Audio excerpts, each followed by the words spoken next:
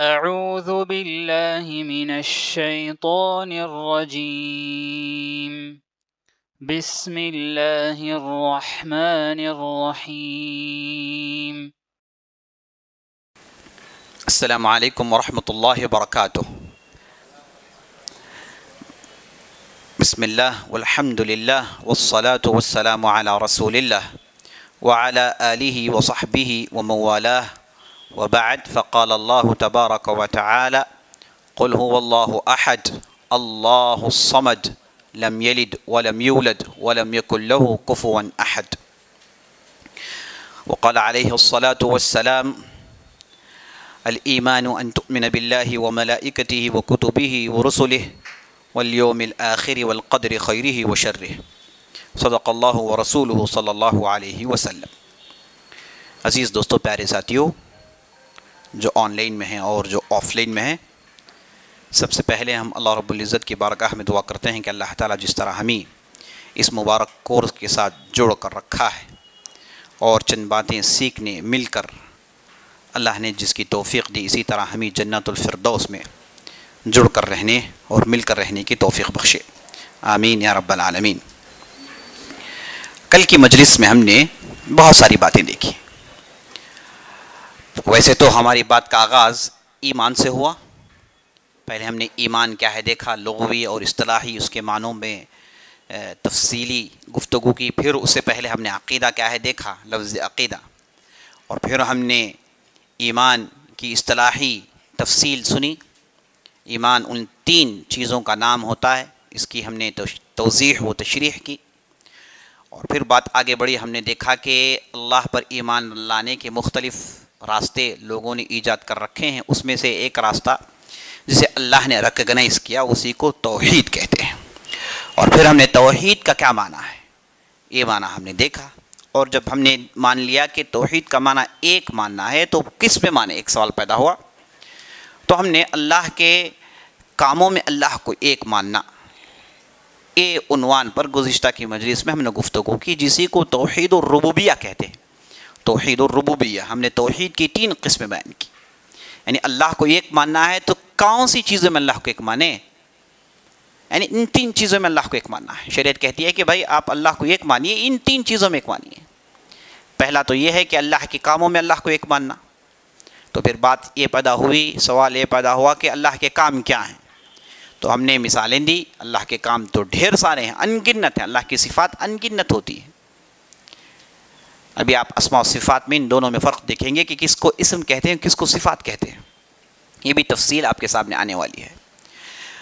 تو اس کے بعد ہم نے دیکھا کہ توحید الربوبیہ کو ہم نے چار کیٹیگریز میں، یعنی چار صفات میں لا کر روک دیا۔ کہا کہ اللہ کو رب کی حیثیت سے مانیے، اللہ کو مالک اور خالق اور مدبر ہونے کی حیثیت سے آپ مانیں گے اللہ کو ایک، تو آپ کی توحید ربوبیت میں پختگی ہو جاتی ہے۔ پھر ہم نے اس کی ضد دیکھی، بِضِدِّهِ تَتَّضِحُ الْأَشْيَاء، کسی بھی ایک چیز کی حقیقت آپ جاننا چاہتے ہیں تو اس کے نیگیٹو اور پازیٹیو دونوں اسپیکٹس میں نظر رکھیں، ہے نا، یہ اس بات اور نفی، پازیٹیو اور نیگیٹو۔ کسی بھی چیز کو آپ صرف پازیٹیو ہی پازیٹیو دیکھتے جائیں گے تو وہ بات سمجھ میں نہیں آئے گی، ہے نا، اس کے نیگیٹو اسپیکٹس بھی دیکھنے ہوتے ہیں۔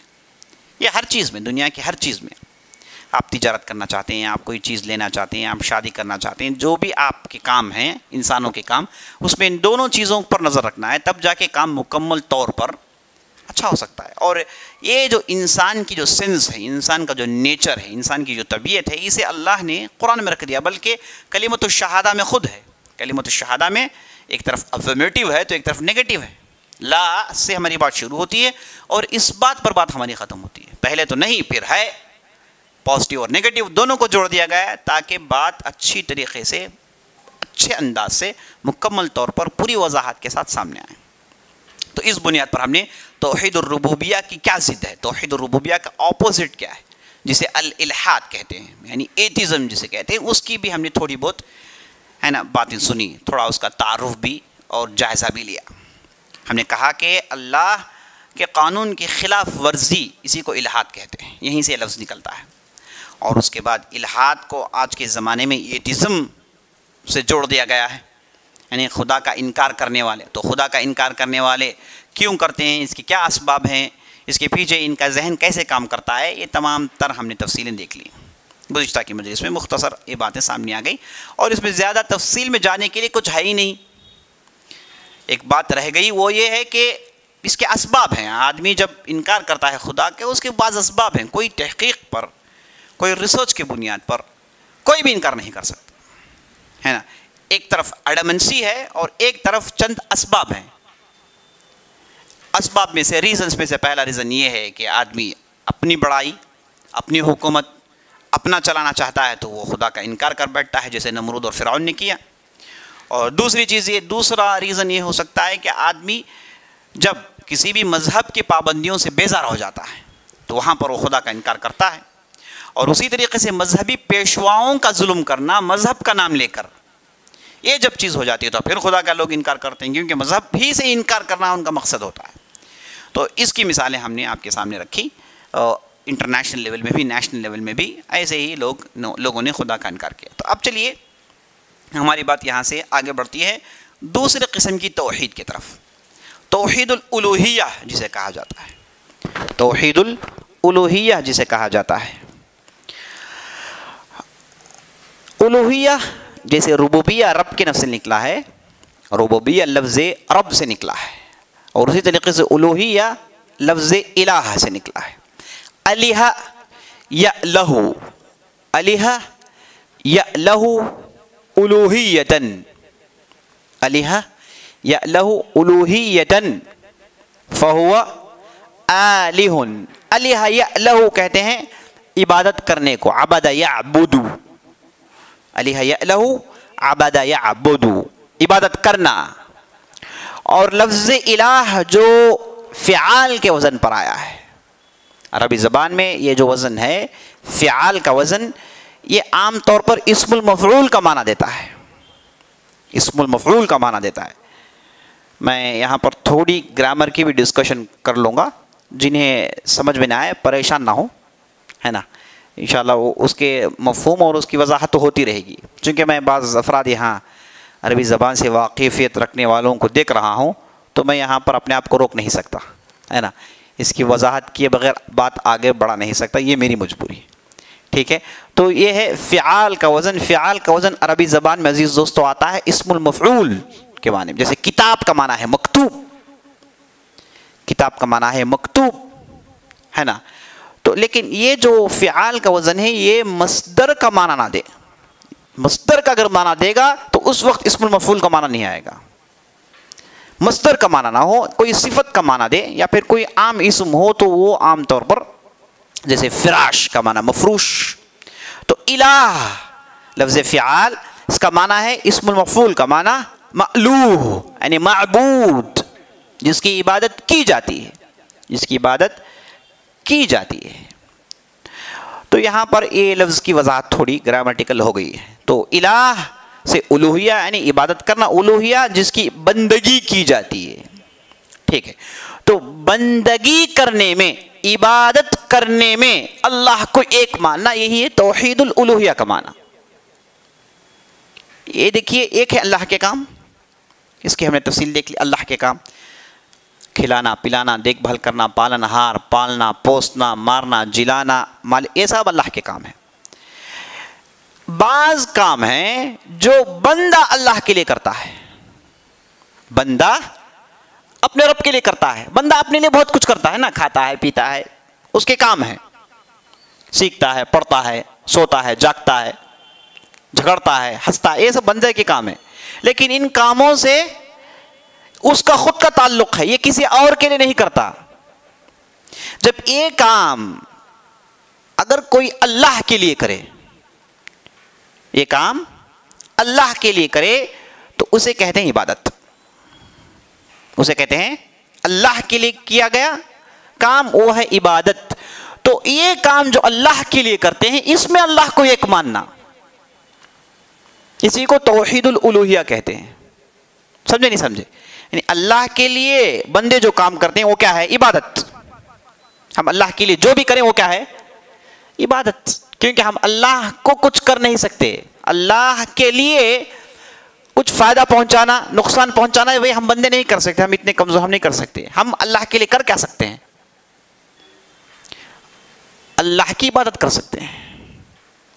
تو اللہ کی عبادت میں اللہ کو ایک ماننا, اسی کو کہتے ہیں توحید الالوہیہ. اسی لیے اس توحید کے لیے ایک دوسرا لفظ بھی توحید العبادہ, اسی کو توحید العبادہ بھی کہتے ہیں. یعنی عبادت میں اللہ کو ایک ماننا, اللہ کی عبادت میں اللہ کو ایک ماننا, کسی اور کو شامل نہیں کرنا, کسی غیر اللہ کو اللہ کی عبادت میں شامل نہیں کرنا. چونکہ ہم نے بتا دیا کہ توحید ہی راستہ ہے جسے اللہ پسند کرتا ہے. تو یہ اللہ کو ایک ماننا ہے اللہ کی عبادت میں, یہی ہے توحید الالوہیہ. اب یہاں پر ایک بحث چھڑ جاتی ہے کہ عبادت کا معنی کیا ہے؟ عبادت کا معنی کیا ہے؟ ہم عبادت کو کیا سمجھتے ہیں؟ کہ ہم عبادت سمجھتے ہیں کہ ہم نماز پڑھ لیں, ہے نا, حج کر لیں, زکوٰۃ دیتے ہیں. ہم نے انہی کو عبادت سمجھا رکھا ہے. لیکن اسلام میں عبادت کا مفہوم بڑا واسع ہے, بڑا وسیع ہے, بڑا محیط معنی ہے, بڑے گہرائی کا معنی ہے اس کے اندر. یعنی جہاں اللہ نے کہا کہ وَمَا خَلَقْتُ الْجِنَّ وَالْإِنسَ إِلَّا لِيَعْبُدُونَ, ہم نے انسان اور جن کو بنایا ہماری عبادت کے لیے. تو اللہ چاہتا ہے کہ ہماری پوری زندگی عبادت ہو. جب آیت پر غور کرتے ہیں تو یہ بات کھل کر سامنے آتی ہے کہ جب ہم کو اللہ نے عبادت کے لیے بنایا ہے تو ہمارے لیے کچھ ہم کو کرنا نہیں ہے. یہی تو معنی ہے نا بھائی, تمہاری پوری زندگی اللہ کے لیے اللہ نے بنا دی ہے. تو معنی کیا ہے؟ آپ کا ہر لمحہ اللہ کی عبادت میں گزرے. یہی تو ہے نا کانسیپٹ, یہی تو معنی ہے نا اس آیت کا. یعنی کہیں پر بھی یہ نہیں کہا گیا کہ ہم نے انسان کو بنایا عبادت کرنے کے لیے وقتی طور پر, 5 گانے نماز کی وقت عبادت کر لے, بقیہ اس کے بعد اپنے پورے کام کریں, اپنی منمانی کریں. یہ کہیں نہیں کہا گیا, بلکہ کہا گیا لِيَعْبُدُونِي. ابن عباس کی تفسیر ہے لِيُوَحِّدُونِي, میری توحید بیان کریں. تو ہماری پوری زندگی کس لیے ہے؟ عبادت کے لیے. سورہ ذاریہ کی آیت ہے, مشہور آیت ہے, وَمَا خَلَقْتُ الْجِنَّ وَالْإِنسَ إِلَّا لِيَعْبُدُونَ. ہم نے جن اور انسان کو بنایا ہے ہماری ہی عبادت کے لیے. تو اسے معلوم ہو گیا کہ ہماری پوری زندگی عبادت ہونی چاہیے, نہ کہ صرف چند اوقات, نماز کے 5 اوقات یا پھر حج کے اوقات یا پھر زکوٰۃ سالانہ. یہ مقصد نہیں ہے اللہ سبحانہ و تعالیٰ کا. اللہ سبحانہ و تعالیٰ چاہتا ہے کہ ہماری پوری زندگی عبادت ہو. تو جب ہم کو معلوم ہو گیا کہ اللہ ہم سے چاہتا ہے تو ہم کو کیا کرنا ہے؟ ہماری پوری زندگی کو عبادت میں بدلنا ہے, پوری زندگی کو عبادت میں کنورٹ کرنا ہے. تو کیسے کنورٹ کریں گے؟ کیسے ممکن ہے؟ ہم کھاتے ہیں, پیتے ہیں, سوتے ہیں, یہ سب ہم اپنے لیے کرتے ہیں نا. اب ان تمام چیزوں کو ہم اللہ کے لیے کیسے کنورٹ کریں؟ تب جا کے آپ کی پوری زندگی عبادت ہو سکتی ہے. ورنہ آپ یہ کہیں گے کہ بھائی میں سونا پینا میرے لیے ضروری ہے, تو پھر آپ کی پوری زندگی عبادت نہیں ہوئی. تو ان سونا, کھانا, پینا, جتنی بھی آپ کی حرکتیں, ان تمام کو آپ عبادت میں کنورٹ کرنا ہے, تب جا کے اس آیت کے اوپر عمل کر سکتے ہیں آپ. اچھا اب ہم یہ کیسے کر سکتے ہیں؟ تو شریعت نے راستہ نکال دیا. شریعت کی نظر میں عبادت کیا ہے, اس لیے ڈیفینیشن جاننا ضروری ہے. شریعت کی نظر میں عبادت ہے, جیسے اہل علم لکھتے ہیں, شیخ حسین بن تیمیہ رحمۃ اللہ علیہ اور دوسرے اہل علم نے کہا کہ عبادت کا معنی کیا ہے. یہ بہت ہی بہترین جامع ڈیفینیشن ہے, بہترین ڈیفینیشن ہے. اس میں کہا گیا کہ العبادۃ اسم جامع لکل ما يحبه الله ويرضاه من الاقوال والاعمال الظاهرة والباطنة. انشاءاللہ میں جو بھی آن لائن میں جو بھی آف لائن میں ایک گروپ میں ڈال دیتا ہوں تاکہ آپ اسے یاد کر لیں, ہے نا. آپ کو بعض چیزیں اس کورس میں یاد کرنی ہے, جو بھی میں ڈیفینیشنز بتاتا ہوں, معنی بتاتا ہوں, آپ کو یاد کرنے, ہے نا. ہو سکتا ہے کہ ان میں سوالات آ جائیں آپ کو, اس لیے ان چیزوں کو آپ کو یاد کرنا ضروری ہے. تو میں انشاءاللہ ایک گروپ میں ڈال دوں گا, پڑھ کر بھی اور لکھ کر بھی آپ جو ہے وہاں سے اس سے استفادہ کر لیں. تو اب میں آپ کی اس کی تشریح کر دیتا ہوں. العبادۃ اسم جامع, یہ جو عبادت کا لفظ ہے ایک جامع لفظ ہے. جامع مطلب کہتے ہیں تمام چیزوں کو جوڑنے والا, تمام چیزوں کو جوڑنے والا. کسے جوڑتا ہے؟ لِكُلِّ مَا يُحِبُّهُ اللَّهُ وَيَرْضَاهُ, ہر وہ چیز جس سے اللہ راضی ہے, جس سے اللہ محبت کرتا ہے. ہر وہ چیز جس سے اللہ, 2 لفظ ہیں اس ڈیفینیشن میں, بہت ہی گہرے لفظ ہیں, جس سے اللہ راضی ہے اور جسے اللہ محبت کرتا ہے. لِكُلِّ مَا يُحِبُّهُ اللَّهُ وَيَرْضَى. ما موصول ہے ادھر. لِكُلِّ مَا يُحِبُّهُ اللَّهُ وَيَرْضَى.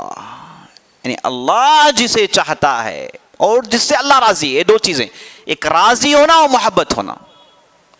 کیا مطلب راضی ہونا؟ ہم جیسے اردو میں کہتے ہیں کہ بھائی آپ کے اس کام سے میں راضی ہوں, آپ کے اس ڈیسیژن سے میں راضی ہوں, آپ کا فیصلہ میں اسے راضی ہوں, جسے ہمارے عام اردو میں ہم کہتے ہیں. یہی معنی ہے راضی کا. تو اللہ ہم سے راضی ہو جائے. ایک اللہ ہمارے اس عمل کو محبت کرے. اللہ سبحانہ و تعالی محبت کرتا ہے. یہ ہم انسانوں کے لیے محبت کمزوری ہے, لیکن اللہ سبحانہ و تعالیٰ کی ذات کے لیے محبت کمزوری نہیں ہے. جیسے آپ کو میں نے پہلے ہی بتا دیا کہ یہ لینگویج کی ڈیفیشینسی ہے, لمیٹیشن ہے کہ لینگویج میں ہمارے پاس یہی لفظ ہیں, ورنہ آپ اللہ کی محبت کے لیے ایک دوسرا لفظ رکھیں گے ہو سکتا ہے کہ ہم اسے نہ سمجھ پائیں. اسی لیے شریعت نے وہی الفاظ رکھے جو ہم اپنے لیے استعمال کرتے ہیں, لیکن حقائق بالکل مختلف, ریالٹیز بالکل مختلف. تو اللہ محبت کرتا ہے. کتنی جگہ ہے قرآن, ان اللہ یحب المحسنین, ان اللہ یحب المتقین, ان اللہ یحب الذین یقاتلون فی سبیلہ صفا کأنہم بنیان مرصوص. آپ گنتے جائیے, پڑھتے جائیے قرآن میں کتنی جگہ ہے. ہاں, تو اللہ محبت کرتا ہے. یہ اللہ کی کمزوری نہیں ہے. اللہ کے ناموں میں, اللہ کی صفات میں کمزوری نہیں ہے. اس کے اندر جو ہے کیا نہیں ہے, ڈیفیشینسی نہیں ہے, اس کے اندر ڈیمیجز, سپوائلز نہیں ہے, کوئی خامی نہیں ہے. یہ پورے کے پورے پرفیکٹ ہیں. ابھی آپ کو سامنے تفصیل آئے گی انشاءاللہ. تو میں بتا رہا تھا کہ ہر وہ کام, یا پھر یہ کہیے ڈیفینیشن شروع سے ہم سنتے ہیں, اسم جامع لکل ما یحبہ اللہ ویرضا.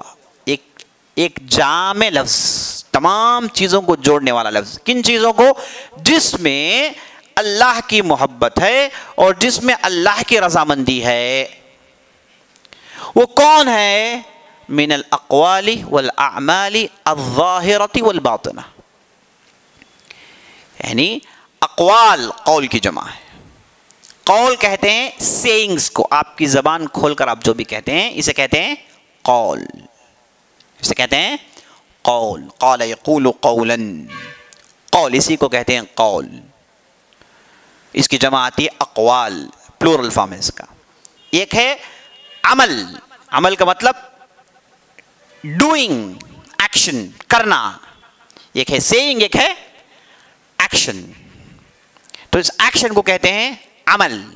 جب آدمی عمل کرتا ہے تو وہ حرکت میں آتا ہے, اگرچہ کہ عمل اس کا دل ہی کا عمل کیوں نہ ہو, عمل قلبی ہی کیوں نہ ہو, ایکشن میں آتا ہے, دل ایکشن میں آتا ہے نا. تو اس اعتبار سے آپ کا عمل اور آپ کا قول جو کہ نظر آتا ہو یا پھر نظر نہ آئے, ظاہر ہو یا پھر باطن ہو. ظاہر ہو سے مراد کیا ہے؟ نظر آئے. جیسے آپ نماز پڑھ رہے ہیں, یہ کیا ہے؟ عمل ہے, نظر آ رہا ہے آپ کا ایکشن. آپ حج گئے, احرام باندھے ہیں, پھر یہ 5 دن آپ اللہ کے لیے زمینوں میں گھوم رہے ہیں, عرفہ جا رہے ہیں, مزدلفہ جا رہے ہیں. یہ تو ایکشن سے ظاہری طور پر نظر آتے ہیں. اللہ کی راہ میں کوئی قتال لڑ رہا ہے تو تلوار سونت کر میدان میں نکلا, یہ عمل ظاہری طور پر نظر آ رہا ہے. ایک عمل ہے نظر نہیں آتا. کیسا؟ جیسے دلی عمل ہے جو ظاہری طور پر نظر نہیں آتا. نظر نہیں آتا نا, نظر آتا ہے نہیں آتا ہے. کل میں ہم نے اس کی تفصیل دیکھی. یہ قول ہے جو ظاہر نظر آئے. جیسے میں نے کچھ کہا, آپ نے سنا, لسان زبان سے کہا جانے والا قول آپ نے سنا, ظاہری طور پر آپ کی زبان حرکت کر رہی ہے, نظر آ رہا ہے. ایک ہے دل کی بات, دل کا قول, قول القلب, جسے اہل علم نے کہا ایقان و تصدیق. ایقان یعنی بھروسہ جو نظر نہیں آتا, دلی کی بات ہے, اندر ہی نظر نہیں آتی. جیسے آپ ذکر کر رہے ہیں دلی دل میں آپ بھروسہ کر رہے ہیں, تو یہ دل کا عمل ہے جو نظر نہیں آتا. تو جسم کے اعضاء سے عمل جو نظر آئے, جسم کے اعضاء سے عمل جو نظر نہیں آئے, قول جو نظر آئے, قول جو نظر نہیں آئے, یہ ہے کام جن میں آپ اللہ کی محبت چاہتے ہیں. جن میں آپ اللہ کی رضامندی چاہتے ہیں، یا پھر یہ کہیے کہ جنہیں اللہ چاہتا ہے، یا پھر جن سے اللہ راضی ہے، تو آپ کا عمل اور آپ کا قول، آپ کا ایکشن اور آپ کی سیئنگ، جو دکھے یا نہ دکھے، اس سے اللہ اگر راضی ہو، اس سے اللہ محبت کرے، وہ ہے عبادت، وہ ہے عبادت۔ دیکھیے عبادت کا کتنا واسٹ معنی ہے، کتنا عظیم معنی ہے۔ دیکھیے اب اس میں آپ جو بھی کریں گے عبادت ہے۔ کسی نبی صلی اللہ علیہ وسلم نے حدیث میں کہا حتی تجعل فی امرأتک، تم حلال لقمہ جو کما کر اپنی بیوی کے منہ میں ڈالتے ہو، یہ بھی عبادت ہے اسلام کی طرف۔ اسلام نے اسے بھی کیا کہا؟ عبادت۔ اماطۃ الاذی عن الطریق صدقہ، راستے میں جا رہے ہیں آپ، کوئی ہارمفل تھنگ پڑی ہوئی ہے، کوئی چیز پڑی ہوئی نیچے جس سے لوگوں کو نقصان ہو، آپ آگے بڑھتے ہیں اسے ہٹا دیتے ہیں، اسلام کہتا ہے کہ صدقہ عمل ہے۔ تبسمک فی وجہ اخیک صدقہ، آپ اپنے بھائی مسلمان بھائی کو دیکھ کر مسکرا رہے ہیں، اسلام کہتا ہے کہ عمل ہے، عبادت ہے، اجر ملے گا، ثواب ملے گا۔ آپ نے کیا کیا؟ ہنسا ہے، بس مسکراتے ہیں آپ، لیکن آپ مسکرائے کس لیے؟ کیونکہ یہ ایمانی بھائی ہے، میرا اور اس کا تعلق ایمانی ہے، میرا اور تعلق اللہ سے اس کے جڑ نکلتے ہیں، تو اسلام کہتا ہے کہ یہ عبادت ہے۔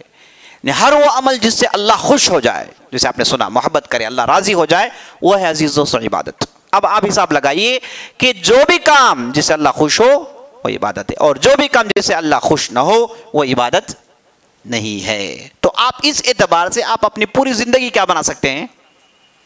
عبادت بنا سکتے ہیں۔ یہی تو اللہ ہم سے چاہتا ہے، وَمَا خَلَقْتُ الْإِنسَ وَالْجِنَّ إِلَّا لِيَعْبُدُونَ، میں نے جن اور انس کو بنایا ہے میری عبادت کے لیے۔ تو ہم اپنی پوری زندگی اللہ کی عبادت کیسے کریں؟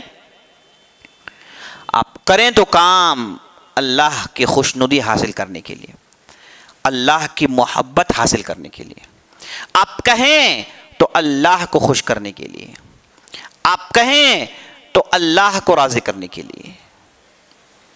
یہی دو ہی تو کام کرتا ہے انسان، یہ کیا تو پھر زبان چلاتا ہے یا پھر جسم چلاتا ہے، اس کے علاوہ اس کے پاس کوئی دوسرا کام تو نہیں ہے، نہیں ہے۔ سننا یہ کہنے میں داخل ہے، سننا یہ کہنے میں داخل ہے، کان کام کر عضو کام کرتا ہے، اس میں داخل ہے، سب چیز انسان کی پوری چیزیں یہ دو چیزوں میں داخل ہے۔ اگر آپ نے ان دونوں چیزوں کو اللہ کی خوشی میں استعمال کر دیا، وہ ہے عبادت، وہ ہے عبادت۔ تو اس اعتبار سے اب اپنی پوری زندگی عبادت بنا سکتے ہیں، جو کہ اسلام چاہتا ہے۔ ہم نے عبادت کو یہ سمجھ رکھا ہے کہ عبادت کوئی جو تپسیا ہے، جیسے جو دوسرے ہم سنتے ہیں الفاظ، تپسیا نہیں ہے، عبادت اس وے آف لائف ہے۔ تپسیا ریاضتیں، راز و ریاض کرنا، یعنی مطلب جسمانی محنت کرنا۔ کیسے کیسے محنتیں کرتے ہیں لوگ؟ آپ نے کبھی بدھیوں کو دیکھا ہے کہ ان کی عبادت کیسی ہے؟ ایک پورا پہاڑ ہے، پہاڑ کے اوپر مندر ہے، اور وہاں سے اب جانتے ہیں پہاڑ پتھریلی زمین ہوتی ہے، بڑے تیز تیز پتھر ہوتے ہیں، چٹان ہوتے ہیں، اب اوپر سے نیچے تک ہے نا، پش اپس کرتے ہوئے نیچے آئیں اور پش اپس کرتے ہوئے اوپر جائیں، عبادت ہے۔ جسم خون خون ہو جاتا ہے، کرتے ہیں لوگ، دیکھا ہے کہ نہیں؟ آپ دیکھا ضرور دیکھیں گے آپ، عجیب و غریب تپسیا ہے۔ اور ایسے لوگوں نے عبادت شروع کر دی کہ بھوکے رہیں، ہمیشہ کے لیے بھوکے رہیں، بھوکے رہیں، بھوکے رہیں، اور اس کے بعد ختم، مر بھی جاتے ہیں، ایسے بھی لوگ ہیں، یاد رکھ لیجیے آپ، عجیب و غریب لوگ ہیں۔ یعنی یہ کیا ہے؟ ایک قسم کی محنت ہے، اپنے آپ کو سپورٹ کر رہے ہیں لوگ، ایک محنت ہے۔ مقصد کیا ہے؟ وہ یہ سمجھتے ہیں کہ اس محنت سے اپنے آپ کو نقصان پہنچائیں گے تو میرا رب مجھ سے راضی ہو جائے گا، سمجھے آپ؟ لیکن اسلام کا قانون بالکل آسان، یعنی آپ جو کر رہے ہیں اسی کو کیجیے نا، آپ کھاتے ہیں کھائیے، آپ پیتے ہیں پیجیے، لیکن اس میں بس چینجز لا لیجیے، بس خلاص۔ آپ کا کھانا بھی عبادت ہے، آپ کا پینا بھی عبادت ہے، آپ کا سونا بھی عبادت ہے نہیں ہے؟ اگر کوئی آدمی کھا رہا ہے اس مقصد سے کہ مجھے طاقت ملے اور میں اللہ کے راہ میں عبادت کروں، تو اس کا کھانا بھی عبادت ہے۔ اگر کوئی آدمی جا رہا ہے کمانے کے لیے، حلال کمانے کے لیے، نبی صلی اللہ علیہ وسلم نے اس آدمی کو مجاہد کہا ہے، اور کیا چاہیے آپ کو؟ اور کیا چاہیے؟ آپ کا سوچنا عبادت ہے، آپ کی زبان کی حرکت کرنا عبادت ہے، اس میں اللہ کی محبت ہے کہ اللہ کی رضامندی ہے، عبادت ہے۔ بہت ہی آسان، عام فہم، سب کرنے والی چیز۔ اگر آپ ہندو مذہب پڑھیں گے تو ہندو مذہب کے مقاصد اچھے ہیں، یعنی ان کے پاس مقصد یہ ہے کہ انسان اسپرچول ہو جائے، اسپرچوالٹی ان کے لیے ضروری ہے۔ آپ ایک خدا کہیے، 10 خدا کہیے، فلاں کریے فلاں، ان کے پاس اس کی کوئی اہمیت نہیں۔ جیسے البیرونی نے اپنی کتاب میں لکھا ہے الہندو سندھ، ہندوؤں کے پاس 2 قسمیں ہیں، ایک ہے اعلیٰ ہندو، ایک ہے ادنا ہندو۔ اعلیٰ ہندو کے پاس توحید ہے، اس کے علاوہ کچھ ہے ہی نہیں ان کے پاس۔ یہ جو عام ہندو ہیں ان کے پاس بت پرستی ہے، ان کے پاس جانور پرستی ہے، سب کچھ ہے، لیکن جو ان کے یہاں جو پڑھے لکھے ہیں وہ کہاں ہیں؟ ان کے پاس توحید ہے کہتے ہیں وہ۔ یعنی بیرونی وہ آدمی ہے، آپ ضرور ان کے تعلق سے سنیے، بیرونی وہ آدمی ہیں جو ہندوستان آئے، جو بہت بڑے عالم تھے، ہندوستان آئے، ہندوستان کے ماحول میں رہے، 400 ہجری کے آس پاس ان کی وفات ہے، اور ہندوستان میں رہے اور ہندوستان کے ماحول کو سمجھا، اور اس کے بعد انہوں نے کتاب لکھا کتاب الہند والسندھ، اور اس کتاب میں انہوں نے اس کلاسیفیکیشن کو پیش کیا، کہا کہ 2 قسم کے ہیں، ایک ہیں جو بڑے ان کے ہاں توحید ہے، یعنی یہ خدا کی عبادت ہے، بت پرستی نہیں، اور نیچے ہیں جو ہاں پوری کی پوری بت پرستی ہے۔ اب اس کے بعد کیا ہے؟ اسپرچوالٹی۔ اب اسپرچوالٹی حاصل کرنا کیسے حاصل کرنا ہے؟ اب اس کے لیے ان کے پاس ایسے ایسے طریقے ہیں جسے عام لوگ نہیں کر سکتے۔ کون عام آدمی جو کبھی کھانا نہیں کھائے، کبھی پانی نہیں پیے اور جنگلوں میں چلے جائیں، سانت بن جائیں، سوامی بن جائیں، کیا یہ ممکن ہے؟ انسانوں کے ہاتھ سے کر سکتے ہیں؟ ہر آدمی کر سکتا ہے اس کام کو؟ سب جنگل چلے جائیں تو شہروں میں کون رہے گا بھائی؟ شہروں میں کون رہے گا؟ کوئی تو نہیں رہ سکتا۔ سب سانت بن جائے تو پھر نسل کیسے چلے گی؟ یعنی شروع سے ہی یہ کہہ دیا گیا ہے کہ بعض ہی لوگ یہ کام کر سکتے ہیں، لیکن اسلام کہتا ہے کہ سب کر سکتے ہیں۔ دیکھیے کتنی بڑی خوبی ہے، عام فہم ہے، یعنی دشواری نہیں سمجھنے کے لیے، ہے نا؟ کیا دشواری ہے بھائی؟ آپ کا ہر کام جسے اللہ خوش ہو، عبادت، اس میں کیا دشواری ہے؟ آسان ہے عبادت، آپ اپنے کام کرتے جاؤ، اجر لیتے جاؤ، اور پوری زندگی عبادت ہو گئی۔ اللہ نے اسلام کو آسان کیا ہے، وَلَقَدْ يَسَّرْنَا الْقُرْآنَ لِلذِّكْرِ فَهَلْ مِن مُدَّكِرٍ، ہم نے قرآن کو آسان کر دیا ہے، بالکل آسان، عام فہم۔ اسلام کی خوبی یہ ہے کہ بالکل عام فہم ہے، ہر آدمی کو سنتے ہی اٹریکٹ کرنے والی چیز ہے۔ دوسرے مذاہب میں عجیب و غریب کانسیپٹس ہیں، اتنی دقتیں ہیں، اتنی پریشانیاں ہیں، اور اسے سیکھنے کے لیے اتنے سال لگائیں، اتنی طویل مدت لگائیں، یہ کریں وہ کریں، تو آخر کرنے والے 1000 میں سے 1، لاکھوں میں سے 1 نکل آتے ہیں۔ یعنی ایسی عبادت جسے 1,00,000 میں سے 1 ہی کر پائے تو پھر وہی آدمی اللہ کا بندہ ہے، باقی سب اللہ کے بندے نہیں ہیں، تو پھر بہت ساری باتیں نکل آتی ہیں۔ تو اسے عزیز دوستو اچھی طریقے سے سمجھ لیجئے کہ اسلام کا کانسیپٹ عبادت کا بہت آسان، عام فہم اور بہت ہی آسان چیز ہے، بہت ہی آسان چیز ہے۔ اور اس میں اسلام میں دیکھیے، چونکہ انسان چاہتا ہے کہ وہ اپنی عبادت میں تھوڑی محنت کرے، ہے نا، تھوڑا اس کا پسینہ بہے، تھوڑا وہ ہیٹ محسوس کریں، وہ بھی اسلام نے رکھ دیا۔ آپ روزہ رکھیے، تھوڑی بہت گرمی آ جائے گی اندر، یعنی آپ محسوس کریں گے کہ میں کچھ کر رہا ہوں اللہ کے لیے، کچھ چھوڑ رہا ہوں اللہ کے لیے۔ آپ نماز کے لیے کھڑے ہوتے ہیں، فجر میں نماز کے لیے جاتے ہیں اپنے کام دام چھوڑ کر، تو پھر اس کے اندر وہ لڑائی ہو رہی ہے۔ یہ جو اسپرچولیٹی کا دعویٰ کرتے ہیں وہ اصل میں یہ لڑائی چاہتے ہیں۔ اب اتنی لڑائی کہ صرف وہی کر سکتے ہیں، باقی لوگ نہیں کر سکتے۔ اب اسلام نے ایسی لڑائی بتائی کہ ہر آدمی کر سکتا ہے، نماز ہر آدمی پڑھ سکتا ہے، روزہ ہر آدمی رکھ سکتا ہے۔ اب اس میں خوبی یہ کہ اس میں آپ کے لیے جسمانی بھی فائدے ہیں، اور اس میں آپ کی مینٹلی بھی فائدے ہیں، آپ کی سائیکالوجی کو بھی اس میں فائدہ ہے، یعنی بالکل انسان کے نیچر کے ساتھ چلنے والی چیز۔ یعنی کون سی اس میں جو ہے انسان کے نیچر کے ساتھ چلنے والی چیز ہے کہ آدمی پہاڑ کے نیچے تک ریاضت کرتے ہوئے، محنت کرتے اترے اور چڑھے بھاگیں، جنگلوں میں چلے جائیں، اس میں کہاں طبیعت سے کہاں میل کھاتی ہے چیز۔ بہرحال مقصد یہی ہے کہ ہم جان لیں کہ عبادت بالکل آسان ہے، عام فہم ہے، سمجھنے کے لیے بھی آسان ہے، کرنے کے لیے آسان ہے، وہی ہے جو ہم کرتے ہیں، اسے صرف بدلنا ہے نیت، بس خلاص، بعض کنڈیشنز۔ عبادت ہے، آپ زبان چلاتے ہیں چلائیے، آپ اپنے زبان کا استعمال کرتے ہیں استعمال کیجئے، لیکن دیکھ لیں گے اس میں اللہ جس سے ناراض ہو نہ ہو، اس میں آپ کے لیے بھی فائدہ ہے، معاشرے کے لیے بھی فائدہ ہے، سب کے لیے فائدہ ہے۔ تو عبادت اسی کو کہتے ہیں۔ عبادت کیا ہے؟ آپ کا ہر کام، ہر کہنا جس سے اللہ خوش ہو جائے اور جس سے اللہ راضی ہو، یہ ہے عبادت، بہترین چیز ہے، یہی عبادت ہے۔ اچھا، جب بات عبادت کی آ گئی تو عبادت کے آپ 3 قسمیں لکھ لیجئے۔ عبادت کی 3 قسمیں یا پھر عبادت کرنے والوں کی 3 قسمیں ہیں. عبادت کرنے والوں کی 3 قسمیں ہیں. ایک ہے معبود، ایک ہے معبود، اور ایک ہے عابد، اور نمبر 3 ہے عبد. عبد، معبود، عابد، عبد. معبود کون ہے؟ جس کی عبادت کی جاتی ہے وہ اللہ. یعنی آپ عبادت ایک ٹائٹل بنائیے، اس کے نیچے آپ 3 ایروز ڈالیے. پہلے میں ڈالیے کہ معبود، اس کے بعد آپ عابد، اس کے بعد عبد. یہ تینوں آپس میں جڑے ہوئے ہیں عبادت کی وجہ سے. عبادت کو لے کر یہ تینوں آپس میں جڑے ہوئے ہیں، ہے نا. تو پہلی چیز معبود. معبود کون ہے؟ جس کی عبادت کی جاتی ہے. اللہ اور ہمارے درمیان ریلیشن کس کا ہے؟ عبادت کا ریلیشن ہے نا. اب مسلمان وہ ہیں اس عبادت کو صرف اللہ کے لیے کرتے ہیں، اور غیر مسلمان وہ ہیں اس میں یہ کنیکشن باقی رکھتے ہیں اور دوسرے بھی کنیکشنز پیدا کر لیتے ہیں. تو معبود اللہ جس کی عبادت کی جاتی ہے. نمبر 2 ہے عابد. عابد انسان اور جنوں کو کہتے ہیں. یہ اسم الفاعل ہے. یہ اسم الفاعل ہے، یعنی عبادت کرنے والا. کون ہے یہ؟ انسان اور جن. کیوں کرنے والا کہا گیا؟ کیونکہ یہ چھوڑ بھی سکتا ہے. کیونکہ یہ چھوڑ بھی سکتا ہے، یہ اپنے طور سے سلیکٹ کرتا ہے عبادت کرنا. آپ غور کریں گے انسان اور جن کے علاوہ باقی سب کیا ہیں؟ سلیکٹ نہیں کرتے، وہ ان کا نیچر ہے. ان من شیء الا یسبح بحمدہ ولکن لا تفقهون تسبیحهم. کوئی ہے ایسی چیز جو اللہ کی تسبیح نہ کرتی ہو. آپ لوگ نہیں سمجھتے، الگ بات ہے. ہر چیز اللہ کی تسبیح کرتی ہے.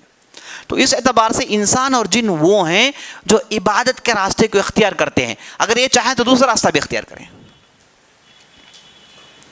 ہے نا. انسانوں سے پہلے جن زمین میں آباد تھے، انہوں نے کیا کچھ نہیں کیا آپ جانتے ہیں. زمین میں انہوں نے خون بہایا، خون ریزی کی، لڑا جھگڑا اختلاف کیا. اللہ نے انہیں ہٹایا، پھر انسانوں کو لایا اور انسانوں کو اللہ کی عبادت کرنے رکھی. تو اسے معلوم ہوا کہ عبادت کرنے والے انسان اور جن ہیں بس. یعنی انہیں اللہ نے سلیکشن پاور دیا ہے، یہ سلیکٹ کر سکتے ہیں، راستہ سلیکٹ کرتے ہیں.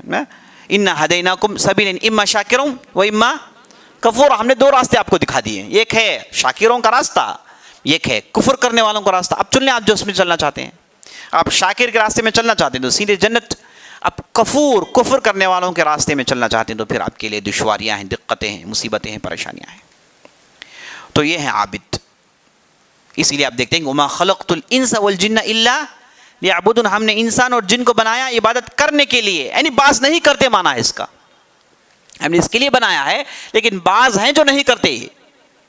یہ جانوروں کے تعلق سے نہیں کہا گیا، کیونکہ جانور، چرندے، پرندے، جامد چیزیں، متحرک چیزیں جتنی بھی آپ دیکھتے ہیں اس کے کشام اس دنیا میں، یہ سب اللہ کی عبادت کر رہے ہیں. سب اللہ کی عبادت کر رہے ہیں. نبی صلی اللہ علیہ وسلم نے کہا کہ مرغا اس کا بانگ دینا یہ کیا ہے؟ یہ تسبیح کرتا ہے. آپ صلی اللہ علیہ وسلم نے کہا لا تقتلوا الضفادع فانها تسبح. آپ مینڈک کو قتل مت کیجئے کیونکہ وہ کیا ہے؟ اس کی وہ آواز تسبیح ہے. اس کی وہ آواز تسبیح ہے.